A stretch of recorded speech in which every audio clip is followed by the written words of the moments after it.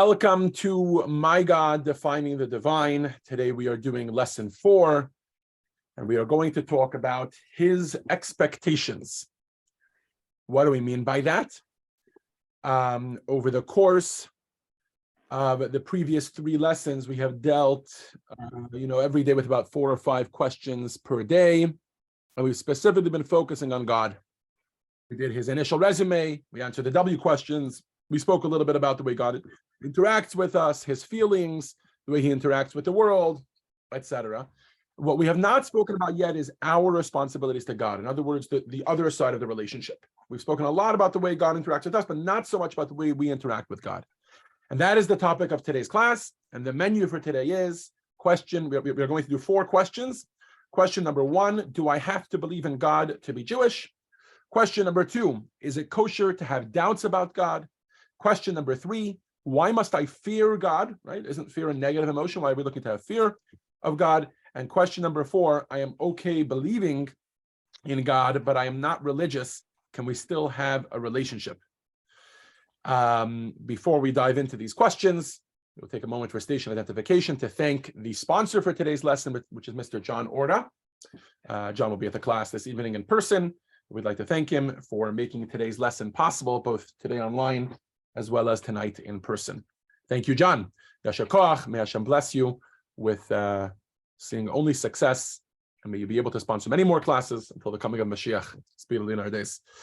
So, the first question of the day, do I have to believe in God to be Jewish? Really, before we dive into this question, we need to start with a different question. We need to ask, what is a Jew? And the reason we have to ask this question is because we're asking, do I have to believe in God to be Jewish? We need to know what it means to be Jewish, and then we can decide whether believing in God is a prerequisite to that, whether that's an integral part of being Jewish. And that is a much harder question than it seems at face value to answer. I imagine every single person on this Zoom is Jewish, and yet, if I were to, and knows quite a bit about it, right? And yet, and as will the people who are watching this recording later, little shout out to Wally and to Leah and to Tom. I always try to give them a shout out at one point, all the people that are watching the recording afterwards that I forget to, and to Rochelle. Anyways, so it's a real pleasure to have you guys with us here, even if it's not live in person. So I imagine you all know a little bit about what it, you know quite a bit about what it means to be Jewish. And yet, if I asked you the question, what is Judaism, I think you would struggle. Some people would say it's a nationality. Some people would say it's a religion, right? Some people would say it's a cultural definition. It's a race. It's a creed, right? It checks off all the boxes.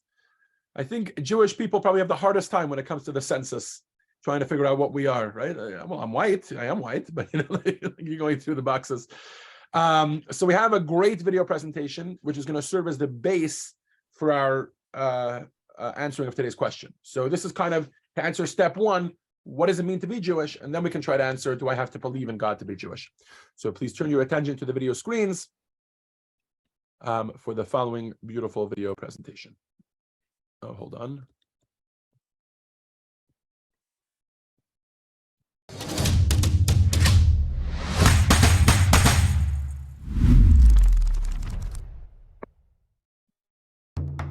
What makes a Jewish person Jewish? Do you need a kippah, a necklace, synagogue membership? Do you have to do anything at all? Here's a mythbuster. Plenty of Jewish people have never seen a synagogue and have no clue about Jewish symbols, beliefs, traditions, or cuisine. But they are as Jewish as Moses. So, what's it all about?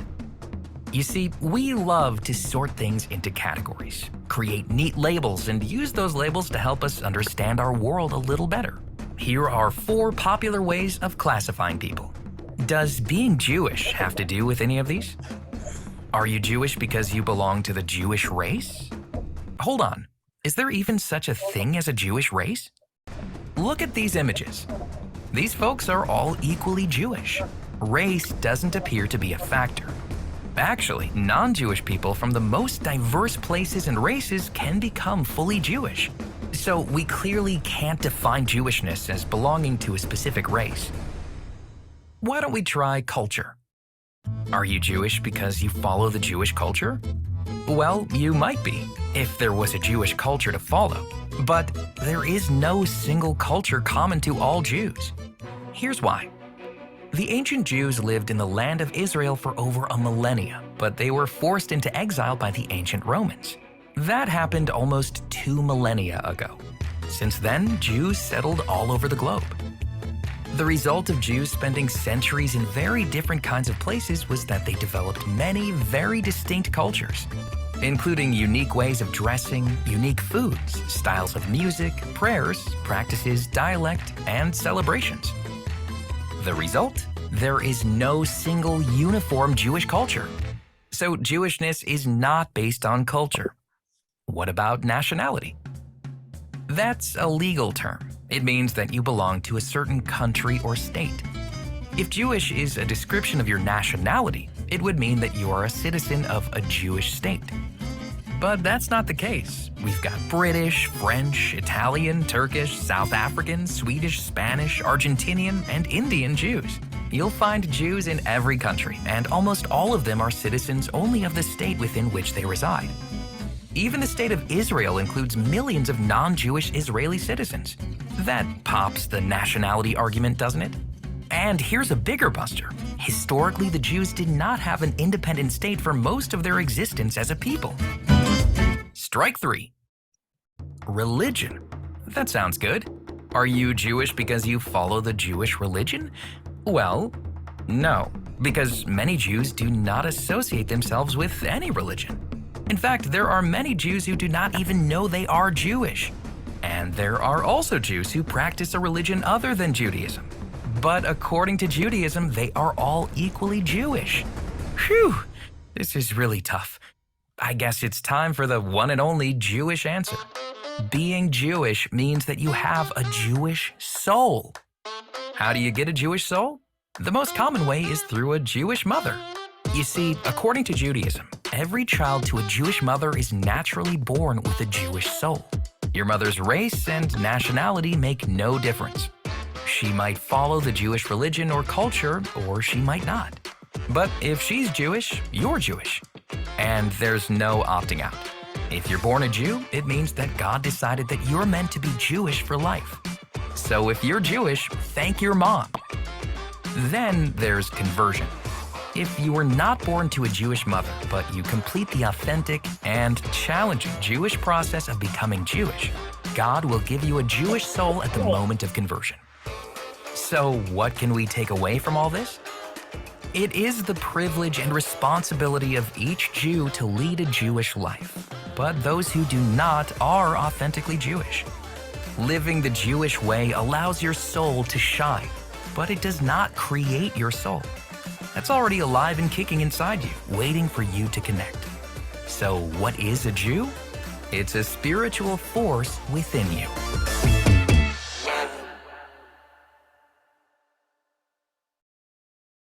Let's take a look at what Yair Rosenberg had to say. Okay, Yair Rosenberg is a contemporary journalist, and anytime that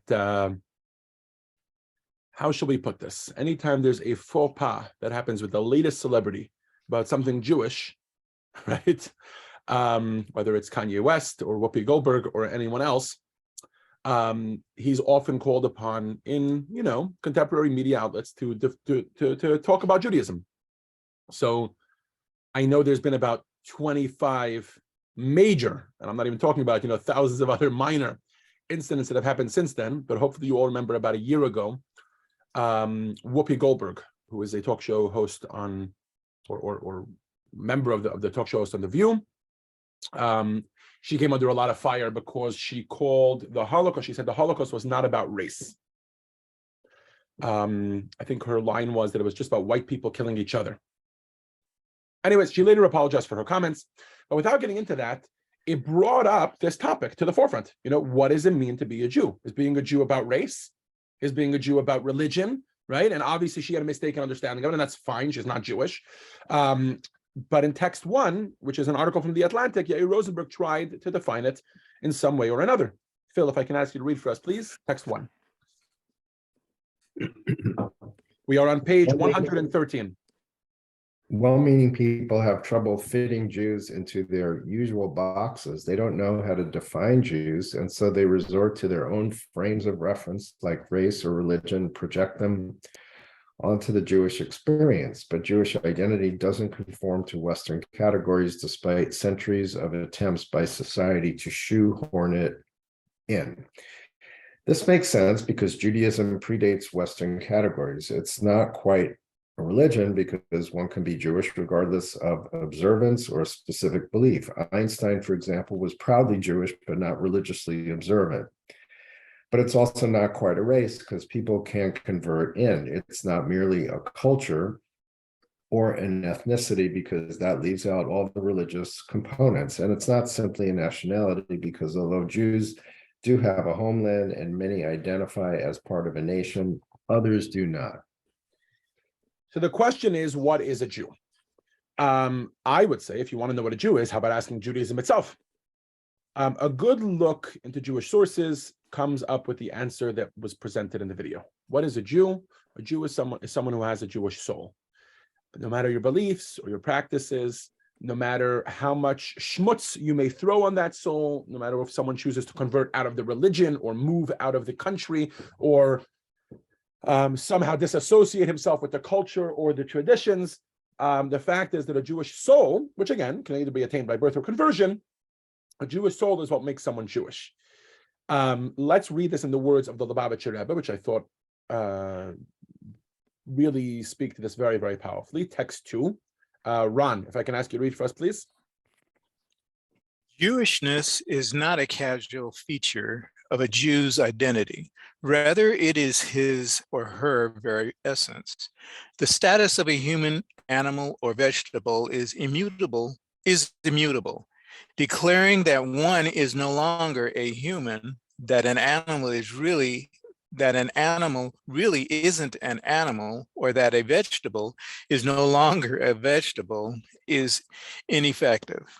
Even if a person will go so far as to identify their own existence or the existence of the human species, it still won't help. It is not a question of free will. We possess free will over our behavior, action, speech, and thought, but not over our essence and identity. So, thank you, Ron. So Judaism distinguishes between the Jew and Judaism. You don't become a Jew if you practice or believe as a Jew. In other words, a person can choose, a non-Jew, can choose to do all 613 mitzvot. They actually still wouldn't be Jewish unless they went through the official process of conversion. And the million-dollar question is, what happens at conversion, right? The answer would be that a person attains an identity. In other words, they get a Jewish soul. It's something spiritual that happens. It's not about knowledge. It's not about practice. It's much more about identity. It's a much deeper concept. And that soul comes to a person in one of two ways. By the way, this explains why Judaism, for the most part, passes on biologically. And as we know, biologically through the mother, because the Torah tells us that when a human being is born to a Jewish mother, that person is born with a soul. That's how souls transfer.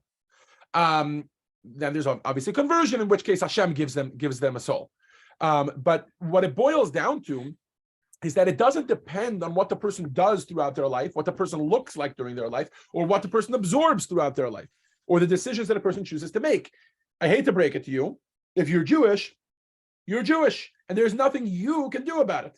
Just like there's nothing you can do if you're male or you're female or you're born in this country or in that country. There isn't that much you can do about it. The fact is that you are. Let's take the most common example, the most fundamental part of our identity, that we are human beings. There isn't that much you can do about it. You can't choose to become a vegetable. You can't choose to become a dog. Similarly, a Jew is a Jew is a Jew. Okay, so now. And by the way, this is very demonstrable. Think about it. You know, I have my own favorite stories for this. I have a good friend that I meet with once a week, who loves to tell me why we put on tefillin every week. Because when I met him, he told me that he's an atheist. He's Jewish, but he's an atheist. So I told him, I asked him if he wants to put on tefillin. He told me, Rabbi, remember I told you I'm an atheist? I said, don't worry, your soul believes. And he gets such a kick out of that. Till today, he puts on tefillin with me every single week, and he tells me it's all because I told him that his soul believes. And it's based on this concept that a Jew is a Jew because of your soul. And it explains a lot of things. In other words, if you ask a Christian who's attending services in church, ask him if he believes in God, I'll tell you, of course I do. Why else would I be here? Right? But ask a Jew, right? Walk into your average shul on Yom Kippur and ask a Jew who's standing in the back, doesn't know the page number, is listening to the rabbi announce the page number, he's trying to follow the service as much as he can, right? Maybe he's only going to be there for an hour over the entire Yom Kippur. Ask me if he believes in God. Your answer might not be yes. He might say no. So you'd ask him, okay, so what are you doing here? And he'll say, what do you mean? It's Yom Kippur. Of course I'm here, right? Clearly, it's not about how much we understand about our Judaism, how much we practice about our Judaism, or how much we believe in our Judaism. It's much more about our soul. It's much more about an inherent identity level identifying mark. And that's where we're going with this. So really, the answer to do you need to believe in order to be Jewish is no. You do not need to believe in God to be Jewish. Think of what the Talmud tells us. Brett, can you read for us, please? Text 3. Do you have your textbook? Brett? Yep. I have it. Give me just 1 second, please. Okay. Hold on. While you get it, we'll move on to someone else. Leah, if we can ask you please to read text 3. It's on page 115 from the Talmud. Rabbi Abba Bar Zabda said, even one who sins remains a Jew. The Talmud is telling us that even a person who sins, even if a person chooses not to believe in God, even if a person chooses not to keep Shabbat, chooses not to keep kosher, whatever it is, the fact is that that he's Jewish because of a deep-seated identity that he has, that he's connected to Hashem. And that is what Judaism calls a soul. That pintel yid, that Jewish identifying mark, that soul, that's what makes us Jewish. It doesn't have anything to do with our behavior. It doesn't have anything to do with any outside barometers which get piled on top. Now, the Western world, as Yair Rosenberg wrote, has a hard time with this because we do have boxes in which we're supposed to fit. There are races, there are nationalities, there are religions, etc. And Judaism is all of them and none of them.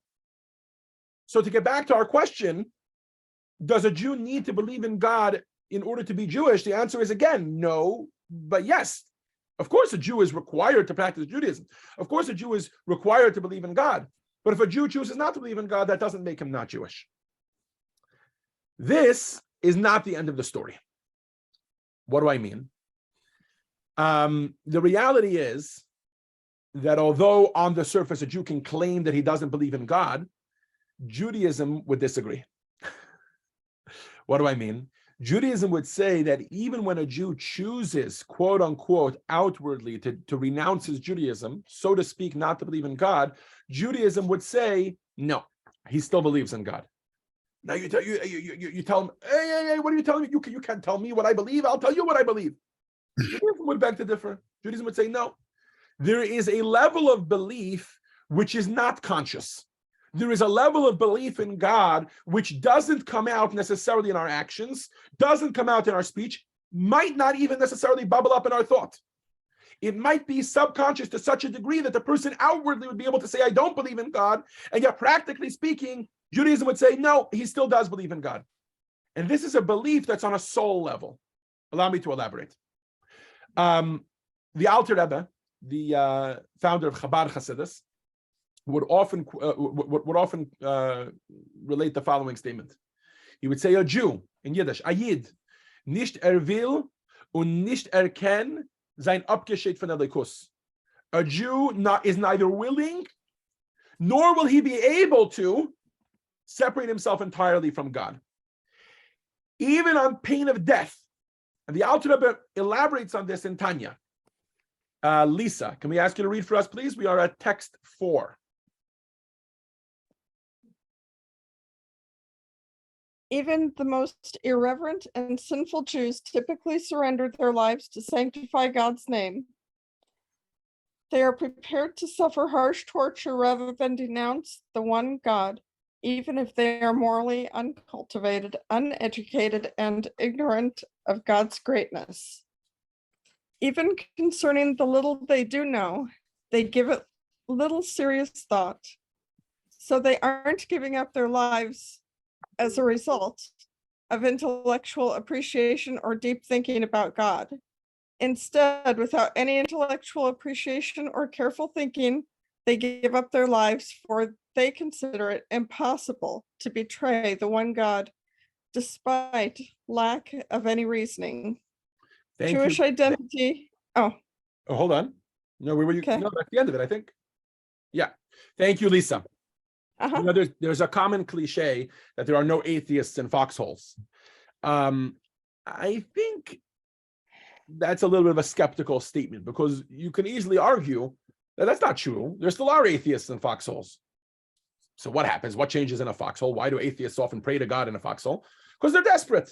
You know, desperate times call for desperate measures. So they're like, you know what? This might work. Maybe there is a God. Let's see. They still don't believe in him, but they've just reached such a state of desperation that they're willing to believe in anything. But Judaism makes another statement. Judaism doesn't say there aren't any atheists in foxholes. Judaism says, when in danger, so in other words, the atheist that we're talking about, we're saying, when in danger, he turns to God in an act of desperation. Judaism says, no, a Jew invites danger even when they can easily escape it by denouncing God. This makes absolutely no logical sense. Think of Jews, for example, during the Spanish Inquisition. It's one of my favorite eras to bring as an example for this particular point, because many of the Jews then were secular. Many of the Jews then were very modern and assimilated into the local Spanish culture. And yet, when the Spanish church, right, when the Inquisition asked them, and there was a very clear choice to every single Jew who was burnt at the Oro da Fez. I apologize if I'm assuming that there's a base understanding of history from that time. But my hope is that everybody's familiar with it. If not, you can go look it up after the class. Every single Jew who was burnt at the Oro da Fez was given an ultimatum: convert to Christianity or be burnt at the stake. And they chose to be burnt at the stake. Or the other option was that there were some Marranos who chose to say outside that they were converted, but they didn't actually convert. What's the big deal? Why can't you let go of it? It doesn't mean that much in your life. Why is it such a big deal to you to let go of it? Another example are the many, many Jews, extremely secular in nature, that come crying to my office or calling me on the phone, and they say, my son or my daughter is marrying out. It's terrible. I don't know what to do with myself. I'm tearing my hair out because my son or my daughter is marrying someone that's not Jewish. Hold on a second. How much does this Judaism mean to you? Why is it such a big deal that your child chose to move out of this faith? The answer, I would say, is that even though they would tell you they don't believe, even though their practice would tell you they don't believe, on a deep level, they do believe. To such a deep degree that they would be willing to give up their lives, that they would be distraught over the fact that their child marries out of the faith, etc., etc. Why? Because the belief that there is in a neshama, the belief that there is on a soul level, that a Jew believes in God, that's not something that necessarily is external. It's much, much more internal, and it can never be taken away. Or in the words of the Alter Rebbe, a Yid nicht will und nicht ken sein abgestellt von der Likus. A Jew, neither is he willing nor is he able to separate himself entirely from God. So to circle back to our original question, do I have to believe in God to be Jewish? The answer is Jewish identity is dependent on the soul, not one's beliefs. So the answer is no. If a person chooses not to believe in God, they're still Jewish. And yet, Judaism would say that even that Jew actually believes in God. All right. You ready for question 2?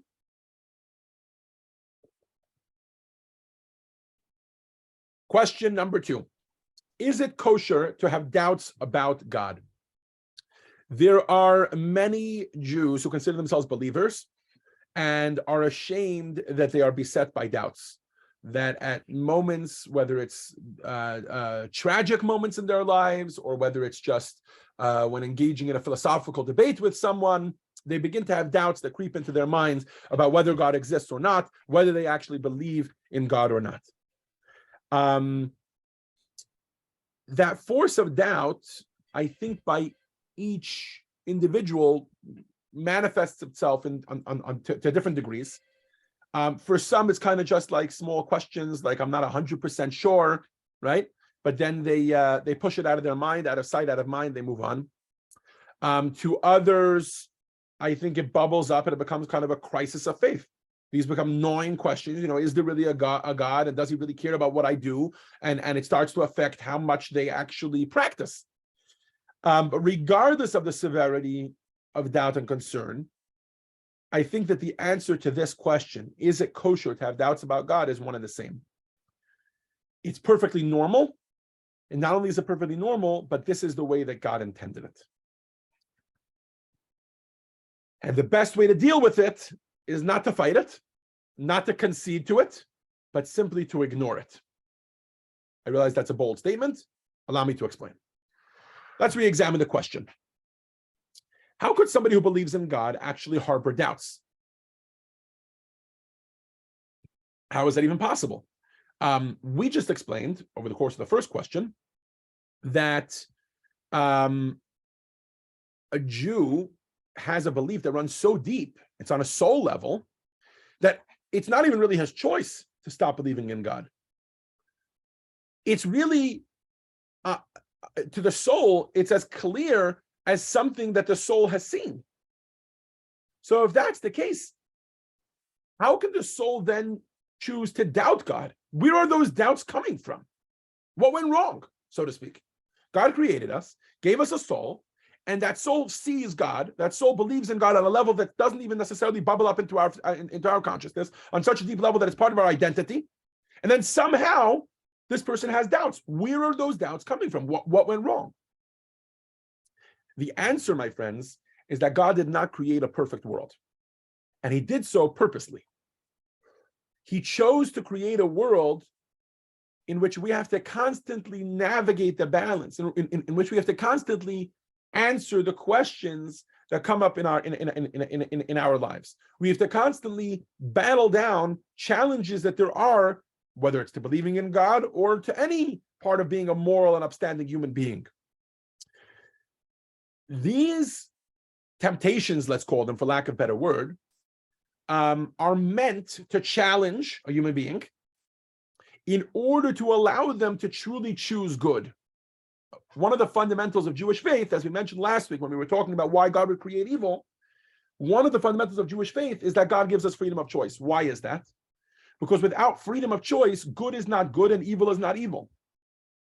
If the world would only exist with good, there wouldn't be a counterbalance of evil, there wouldn't be a challenge ever to good, then the good wouldn't be able to logically and intellectually actually be called good. I mean, you can call it whatever you want, but it wouldn't be a choice that we make in order to choose good over evil. As we mentioned last week, in order for good to exist, evil needs to exist. Okay, so back to our question. A Jew believes on a subconscious level, on an internal level, on an identity level, on an essential level, on a neshama level, on a soul level. Okay, now a Jew is beset by doubts. Back to our question, where do these doubts come from? In text 5, the Alter Rebbe explains this point. Brett, you got your book? Awesome. Text 5, we're on page 117. Okay, text 5, 117. God gave the Sutra Achara permission and power to oppose the holiness of the godly soul so as to inspire us to overcome it. The Sitra Achara, those two Aramaic words there, which means the other side, or the forces of negativity, or evil, as we discussed at length last week, was given permission to oppose the godly soul, to oppose our belief, to allow doubts to rise up in our minds. Why? In order that we should overcome it. And when we overcome it, we actually prove the reality of God in this world, which was the purpose of our creation, in order to face a challenge and overcome it and prove the reality of God in this world. And this brings us to a very, very profound realization. It turns out that my struggles, my questions, my doubts, they don't say anything about what I really believe. I am who I am. I am a Jew with a neshama, with a soul that believes on a soul level, no matter what happens externally. Oh, but now there are doubts. So what? That's just because Hashem rigged the game in such a way that the doubts come to me in order for me to be able to push them away. One of my favorite stories is a story of the Tzemach Tzedek, Rabbi Menachem Mendel, the third Rebbe of Chabad, the third Chabad Rebbe. And the story goes that a chassid once came to him and says to him, Rebbe, I have doubts. I have doubts about my belief in God. So the Rebbe looked at him and says to him, so what? So he says, Rebbe, what do you mean? I have doubts and belief in God. Everything is shaking. The Rebbe looks at him, and so what if you have doubts in your belief in God? He says, Rebbe, what do you mean? Ich bin a Yid. Like, I'm a Jew. How could I have these doubts and belief in God? The Rebbe looked at him and said, he's doch good. So it's good. So it's bothering you that you have these beliefs and that you have these doubts and belief in God because you're Jewish and you have to believe in God. So he says, okay, so it's part of the game. Don't, like we say in Yiddish. Don't get so caught up in it. Yes, you have some bubbling up doubts. There are questions that are coming up. Push them aside. Keep going with what you're supposed to do. Recognize that these are challenges which are meant to make you stronger and move on. And that's the point that the Rebbe was trying to communicate to him. You have doubts because Hashem put them there to challenge you. You have doubts because these doubts are meant to make you stronger, to borrow that euphemism, right? What doesn't kill you makes you stronger. And that's why the worst thing we can do if we have a doubt as to whether we believe in God or not is to start engaging with it. Well, let's see if I can answer this doubt. Now, don't get me wrong. A person should always educate themselves and become better and better educated. But to start wrestling with a doubt so as to say, let me see if I can answer it, and if I won't be able to answer it, then I don't believe anymore, is to get bogged down by darkness. You can work to counter your doubts, but not from a place of shame, not from a place of depression, not from a place of like, oh my gosh, the whole thing might not be true anymore. Why? Because then you're engaging with something that the whole purpose of it was to get you engaged. Okay, but let's not kid ourselves. There has to be a way to overcome the doubts, right? You can't struggle with the challenge for the rest of your life, ignoring it, right? When you ignore something and just shove it under the rug, so then it only grows larger. So we already established that engaging with it, answering each question as it arises is not a good idea. Okay, so then what is the proper way to go about it? The Alter Rebbe in Tanya brings an analogy from the Zohar. And the analogy from the Zohar, let me read, this is from before, sorry. Yeah, the analogy that the Alter Rebbe brings from the Zohar is as follows. There was once a king, and the king had an only son, whom he was very proud of. And this was, the next heir to the throne. The problem was that he saw that the prince was growing up in the palace, and he wasn't really developing any character because he was cushioned from the outside world. So the king sends him out and says to him, listen, I want to teach you what morality is all about. I want to teach you what truth is all about. I'm going to teach it to you, and then I'm going to send you out into the world, and let's see if you can hold strong to these values that I have shown you. Sure enough, he sends the prince out, gives him a couple bucks, says, all right, come back in a year. And then the king hires a harlot, a prostitute. And he says to the prostitute, I want you to go and seduce my son. Turn on your charm, give it your best act. Let's see if you can get him to fail. What is the purpose for which the prostitute was hired? Certainly not so that the prince should fail. Certainly not so that the prince should actually end up engaging with her, but rather in order to prove the tenacity and the morality of the prince. Says the Alter Rebbe, let's appreciate every element of this analogy. It turns out that as the prostitute is going through what she wants to go through, she's going through the whole process. She's doing all the tricks in the book. As she's doing them, it turns out she wants the prince to pass the test. She actually doesn't want the prince to fall for her. Why? Because she's loyal to the king. And what she's doing here, she's doing only because the king asked her to do it. And so it turns out that should the prince fail and choose to succumb to his temptations and be seduced by the harlot, not only is he disappointing his father, the king, he's disappointing the prostitute herself. Let's see this in the words of the Zohar. It's unbelievable.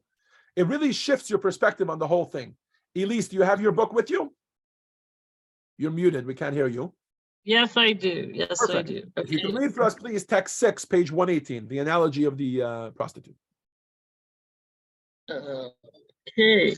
God wished that people constantly serve him and follow the true path to merit much good. If this is indeed God's will, how could an evil servant come and incite against the will of his master, turn people to the evil path, thrust them from the good path, and cause them not to do the will of their master? Certainly, he is doing the will of his master. This is analogous to a king who had only one son who he cherished. He lovingly commanded him not to come near a disreputable woman because anyone who approached her would not be worthy to enter the king's palace. The son promised that he would lovingly heed his father's command. Outside of the king's palace was a prostitute who was very beautiful to behold. After a few days, the king said, I want to see my son's feelings toward me. He called the prostitute and told her, seduce my son to test his feelings towards me. What did the prostitute do? She pursued the king's son and tried to grab him, kiss him, seduce him in various ways. Now, if the son were decent and heeded his father's commands, he would scold her, ignore her, and thrust her away. Then the father rejoices with his son, brings him into the inner sanctum of his palace, and gives him presents, gifts, and great honor. Thank you, Elise. We're all familiar with this concept. We all know that there are some challenges that it's not worth wrestling with, because when you wrestle with them, that's exactly failing. That's exactly how you fail at this challenge. There's a fantastic movie from the 1940s, which led to the coining of the term gaslighting. Is everybody familiar with this? Can I get a raise of hand? Brett, you familiar with this? Phil, you familiar with this? I've seen only portions of the movie on YouTube, a couple clips here and there, but the general idea is that it's a psychological manipulation in which an abuser attempts to sow self-doubt in the mind of the abused by painting a narrative and insisting that narrative is true no matter what the abused says happened differently. It's a fantastic movie and it's a fantastic concept, and more about this some other time. But any person with half a brain can recognize that the way, right, observing from an outside perspective, it is from the 40s, right, Brett? Thank you. The only way to really move past a gaslighter, in other words, if we're observing from an objective point of view, and we say what's wrong with the abused, if the abused actually wants to prove the abuser wrong, the way to do it is not by saying, oh, I did leave the lights on, or oh, I did turn the lights off. That's not the way to do it. The moment you start getting involved with all the, now the gaslighter is winning. Now the prostitute is winning because you're engaged with it. The way to really deal with it is by ignoring.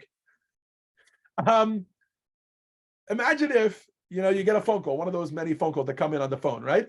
And that's from an unknown number. It looks very similar to your number always. You pick it up. Sure enough, it's a spam call. It's a telemarketer, right? And imagine you decide, you know what? I'm finally going to set this telemarketer straight. I'm gonna set this spam call straight. I'm going to tell them, you lowlife, what are you doing with your life? Why are you spamming people and taking them out of their money, etc.? You lost by starting to engage with him. And the chances of you losing money to this person are now higher. Why? Because the moment that you engage with them, that they don't need you to tell them that they're spamming. They know they're spamming. They know they're gaslighting. They know that they're a prostitute. That's not what they need from you. What they want from you is to ignore me. This challenge is here. Well, what they want from you is money, correct, Brett? But in terms of the context of our conversation with Hashem, the reason that Hashem puts these challenges here for us, for the context of our conversation here, the doubts in Hashem, the reason Hashem puts these questions, makes these doubts bubble up in our minds, is in order for us to burst the bubble, is in order for us to shine a light and show how they're gaslighting. In the words of the Alter Rebbe, he says, you have to scream at the Yetzer Hara. He says you should literally burst his bubble and say, get out of here. I want nothing to do with you. Stop wrestling with it. Just like with a telemarketer, the best thing to do is hang up the phone, right? With a gaslighter, the best thing to do is to insist on the truth and say, I don't want to have anything to do with you, and send them flying out of your house. Similarly, when it comes to our Yetzer Hara, when it comes to doubts in belief in Hashem, we should do the same thing. Ron, this is such a rich text. I'd love for you to read it. Text 7, please. From the Alter Rebbe and Tanya, chapter 29. Okay. Grow angry with your animal soul, your evil inclination, and thunder against it indignantly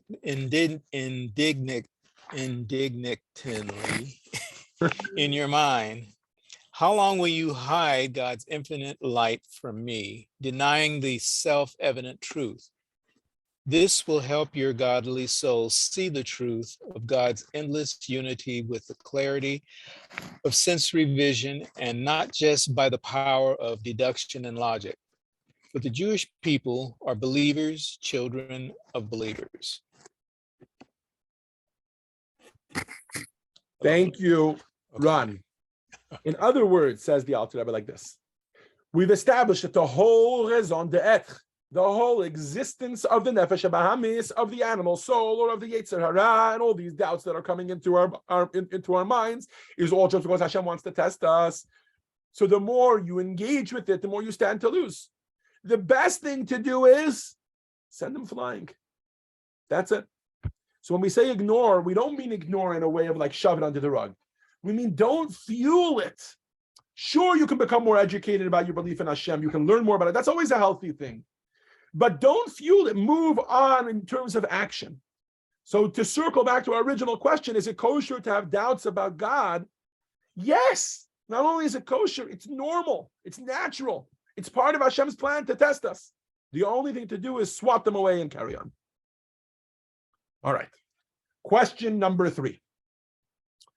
Why must I fear God? One of the mitzvos that the Rambam Maimonides discusses in his magnum opus Mishneh Torah, when the Rambam goes through all the different mitzvos and explains the halachas of each one, is that there's a mitzvah to fear God. Leah, can you elaborate for us, please? Text 8a. 8a.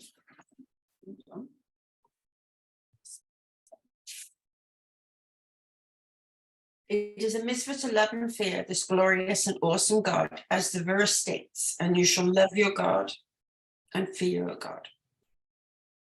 Thank you. Fear God. You should fear your God. That's what the pasuk says.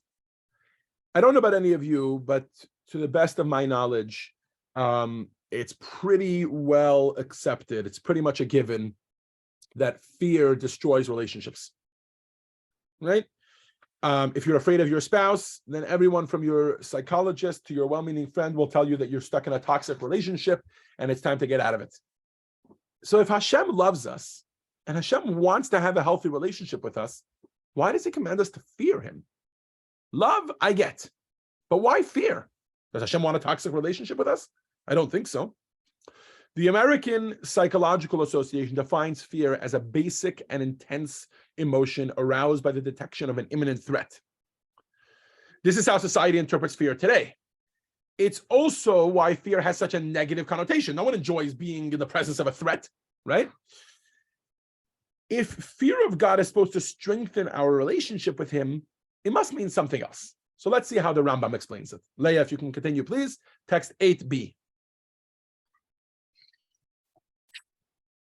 What is the way to love and fear God?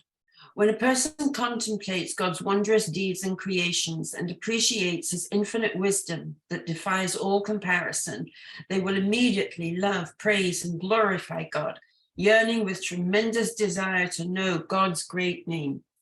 When they reflect on these matters, they will immediately tremble in awe and fear, aware that they are but tiny, humble, and dull creatures of slight, petty wisdom before his perfect knowledge. Thank you. So it turns out that when Maimonides is telling us that it's one of the mitzvahs in the Torah, and he's translated that verse from Deuteronomy, telling us that we should fear God, he means something very different when he says fear. So that's the beginning of our answer. In fact, the fear, if you take a look at Maimonides' description, it's up here on the screen in front of you, If you take a look at Maimonides' description, in English, I think today we would translate that more as awe, much more than fear. The appreciation of being in the presence of something so much greater than you that you feel small is usually awe, not fear. And realizing that Hashem is always there, that Hashem is always watching, and that Hashem is so great leads a person to be, fear is the wrong word, but to be in constant reverence of the fact that he's in the presence of something so great. On page 122, they ask us to consider the following question. Try to recall a moment when you were awestruck. What was it and how did it evoke that feeling? If anybody has any good examples they'd like to share, if you could type it in the chat, please, I think that would be great. But think about moments, like whether it's some amazing feat of nature that you saw, or I think astronauts often describe the first time they looked at the Earth from millions of miles away, that kind of thing. The idea that we can look at something, be so awestruck by it, right? Sometimes it's like seeing so many people in one place, some sort of event, or seeing a particular celebrity or president or anything like that, right? And you become so awestruck because you're so in awe of this person. By celebrity here, I don't mean most of the celebrities that we look down to. Hopefully you have one celebrity that you look up to, that has something that they've accomplished that deserves your recognition and your appreciation, right? So you meet somebody who's changing the world and you're like, whoa, right? That feeling of awe, that's what we're looking to have for God, and obviously on an infinite amount of times multiplied. Now, if a person finds themselves in awe of something, usually it's for a brief moment. You're having some sort of experience, you're observing something. So that's why you're in awe. How can we capture that moment? How can we take that and turn it into something that's not just for a moment we were in awe of something, but actually make it a practical part of our lives on a day-to-day basis? To this, the Alter Rebbe in Tanya has advice. Not just that, but the Alter Rebbe has a simple question. He says, hold on a second. What would even be the purpose of this awe? I get that it's not fear. It really means awe. But what would be the purpose of this reverence for God? Why can't we just have a lovey-dovey relationship with God? Why can't Hashem love us and we love God? Where does the fear come in? Phil, can you read for us, please? Text 9. Contemplate God's greatness and his dominion that envelops all worlds, both higher and lower, and how he is invested in all worlds while simultaneously transcending them all. And God is standing above you. His glory fills the entire world.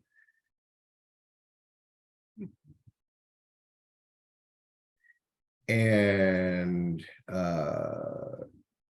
God is standing above you, his glory fills the entire world, and yet he observes you and searches your heart to see if you're serving him appropriately. Accordingly, you should serve him with awe and reverence as if standing before a king. Contemplate this at length to the extent of your intellectual capacity and available time. So according to the Alter Rebbe, this is a required emotion. It's not just enough to fear God. It's not just enough to love God. You actually have to develop at least a basic fear, at least a basic awe for God. My question is why? Why can't we stick with love? Or as they put it on page 124, if you're following along with us in the book, we've clarified that fear of God really means awe, right? And respect. But why can't we stick to love? Isn't love a strong enough glue to hold the relationship together? The simple answer is no. Love by its very nature is selfish. When a person loves someone else, they usually use the following statements. I want to connect to him. I want to make him happy. I want to do whatever it takes to make them happy. I want to connect with them. I love God. I. It's very, very self-focused. Whereas When a person has awe, sure, there is an I that's having the awe for God, but the reaction is very different. The reaction is there's an awareness of how great Hashem is, and I must act appropriately whether I like it or not. They're fully focused on God, not on themselves. Their own desires don't matter anymore. They cease to take up space. And that's the element that we are looking to add to the relationship with HaKadosh Baruch Hu, to add to the relationship with Hashem. It's not just about loving Hashem. It's also about having an awe of him. It's also about being in admiration of him. That's very, very, very important. Why? Because appreciating how small we are means that we will not just look to gain something out of the relationship, but we will recognize that it's not about us, it's about Hashem. So to circle back to our question, why must I fear God? The answer is that fear of God is a deep sense of awe, and it takes us out of our naturally selfish ways, bringing us closer to Hashem and making our relationship with Hashem that much deeper. Moving on, I think we're doing great on time for today, to question number 4 for today. I'm okay with believing in God, but I'm not religious. Can we still have a relationship?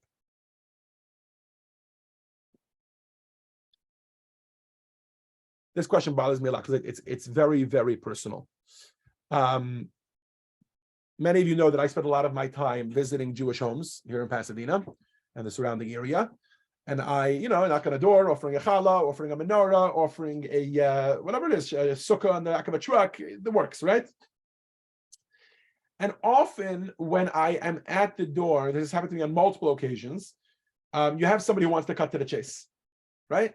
I mean, maybe if the first time, the 5th time, whatever it is, they're like, Rabbi, what is your goal? Is your goal to make me religious? And I know the next step. They're like, let me stop you right here. I'm not going to be religious. My response to that usually is the following. I say, what does religious mean? Do you consider me religious? Obviously, I say yes, right? I rock up there with a kippah and it sits this and a beard down to my, where, right? Like, so they say, yeah, I consider you religious. I said, okay, well, I don't consider myself religious. So after they finish picking their jaw up off the floor, right? So I say, allow me to explain. You use the term religious as if it's like a destination. And from my perspective, there is no such thing as a destination when it comes to religion. Religion is the pursuit of a relationship with Hashem, right? To me, it's much more about a relationship than it is about a destination. So let's try to frame that journey. The goal would be something like becoming one with Hashem, right? Literally becoming one with Hashem. I believe that's impossible. On the opposite end of the spectrum would be becoming completely disconnected from Hashem.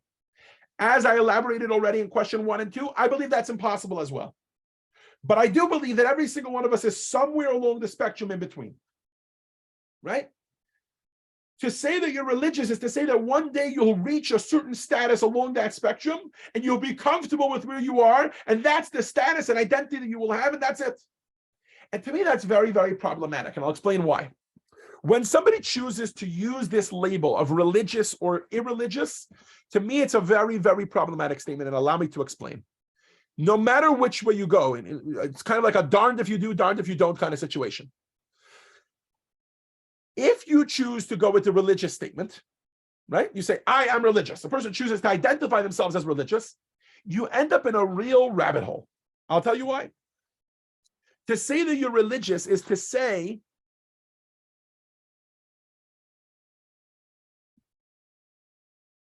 hold on a second, the slides are not working with the way I'm presenting this. Hold on. Here we go. Let's start off with somebody who identifies themselves as non-religious, right? The moment that you identify yourself as non-religious, and this is what I was trying to circumvent with my friend who told me he's an atheist, and I said, don't worry, your soul believes. Religious or not religious are like party names. Think of the terms today. This is very popular today, right? And we all know that that's what's wrong with the world today, right? Every Republican, what the Republican Party would like is for any of us that have any sort of Republican leanings to begin to identify as Republican. Why? Because once we begin to identify as Republican, now they got us. Now we're roped in. And anything that's on the Republican agenda, we have to agree with. Democrats would like the same thing. They would like for us to identify as Democrats. Why? Because the moment you identify as Democrat because of 2 or 3 beliefs that you have, 2 or 3 understandings you have, so now you're a Democrat. And the moment that you do that, now that you identify with this party, we can have you believe whatever you want because that's the Democratic agenda. You have to go along with it. And obviously that's ridiculous, right? A person should be able to weigh in on any issue and decide what they want to be. Calling yourself religious or non-religious is just as equally disturbing. Why? Because the moment that you say I'm not religious, what you're essentially saying is I've chosen a label for myself and I refuse to grow no matter who I am. If I'm not all in, then what's the point in doing anything? You know how often this happens to me as a Chabadnik? I'll ask you want to put on tefillin? Rabbi, I'm not religious. Who asked you about your label? I didn't ask you about your label. I'm asking you a simple question. Let's remove the label of religious or not religious and ask you a simple question. Do you believe you're on the way having a relationship with Hashem? Usually they can agree with that. Every person has a relationship with God on their level. No problem. I'm offering you now for a moment to advance that relationship with Hashem. It's not going to make you religious, I promise. I often use these arguments as I'm having the conversation with someone. Putting on tefillin doesn't make you religious. And in fact, everything that I've done in my life is not considered religious. Why? Because I slip up all the time. I have things that I don't do either. So I haven't reached any sort of destination of whatever religious would mean. So identifying as non-religious locks us into a box where I can no longer do even one mitzvah because I'm non-religious. And the same thing works the other way around. It's just as equally paralyzing to call yourself religious. Why? Because the moment you identify as religious, you say to yourself, hold on. Anytime you slip up, it must mean I'm still okay. I'm religious. Usually people use religious when it comes to outside garb. You know, you're wearing a yarmulke, you're wearing tzitzis, you have a beard. If you're ultra orthodox, you dress conservatively and you have this type of hat or that type of hat or whatever it is. Okay. Now, if somebody's walking around like that and they've, worse than anybody else tacking on the label, they've tacked on the label themselves. They call themselves religious. Essentially what they've done is they've said, I can do no wrong. If I go and I lie to someone, I cheat to someone, I sleep with somebody else's wife, essentially all I've done is, that was not really who I am. I'm really religious. Hold on a second. You got to own up to that fact. And it works on both sides of the spectrum. In other words, the moment you place yourself in a box, the moment you give yourself a label,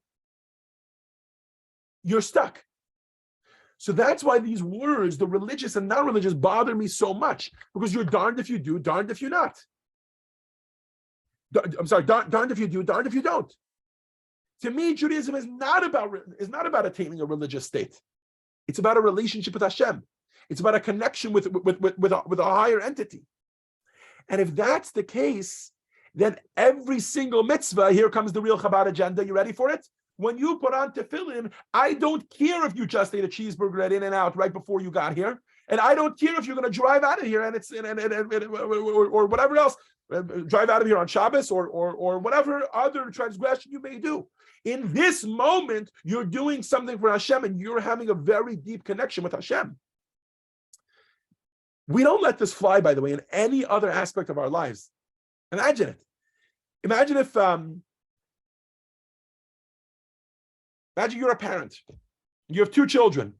One child calls their parent more frequently, and another one calls the parent less so. One child gets better grades, and the parent says, I'm so proud of you. One child gets grades less so. Does any of that make the child less or more of a child of this parent? Obviously not. And if the parent's love is determined based on these actions, then that's ridiculous. That's not true love. Regardless of how consistently we observe Hashem's will, we are all children, and Hashem is waiting for a phone call. So the moment that we make that phone call, right, again, let's go back to the analogy of the child. If a parent receives a phone call from a child who barely ever calls him, does he appreciate it any less than a phone call from someone who calls him every single day? It doesn't make a difference, because it's about the relationship. Sure, person can have a healthier relationship because they're doing things more often for the relationship or less often for the relationship, but that doesn't change the nature of the relationship. Let's see this in the words of the Alter Rebbe. Lisa, can you read for us, please? We are in text 11 on page 126. Yes. When you fulfill God's will, your godly soul, your bodily consciousness, and all their expressions are united in perfect unity with God. This union endures forever because God and His will transcend time. Thank you, Lisa. This is what I hope it's coming across that to me this is such a pet peeve when people call themselves religious or not religious. It's a label, and just like all other labels, we've tacked it on. And religion really isn't the point here. The point is about connecting with Hashem. So sure, we can split if you want that there are some Jews who connect more often and Jews who connect less often. But regardless of consistency, it's always a relationship with Hashem. And it's a fundamental mistake to think that once you collect a certain amount of religious wins, a certain amount of connections with Hashem, that makes you reach a level, you graduated and now you're called religious. That is not an airline. And Judaism is more than a frequent flyer points program. You know what I mean? The Alter Rebbe in another section of Tanya really drives home this idea. It's text 12. It's on page 127. Where are we here? I think Phil, if you can read for us, please.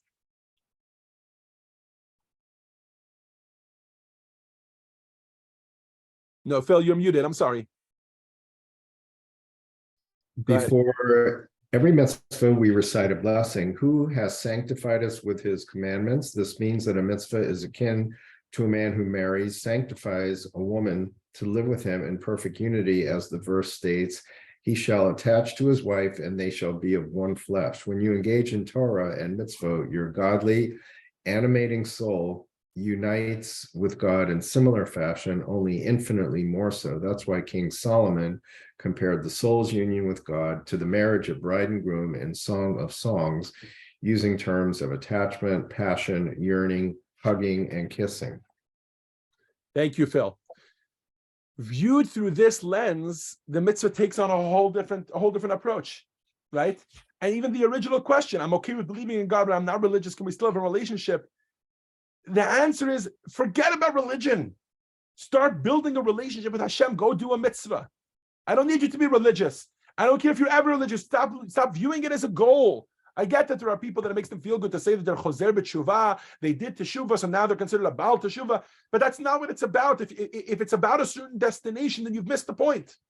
It's about another act and another act, in which each act is an act of relationship with Hashem. At what point do you graduate from marriage? Tell me. You get married, right? And we all know that marriage is only the beginning of a long journey, right?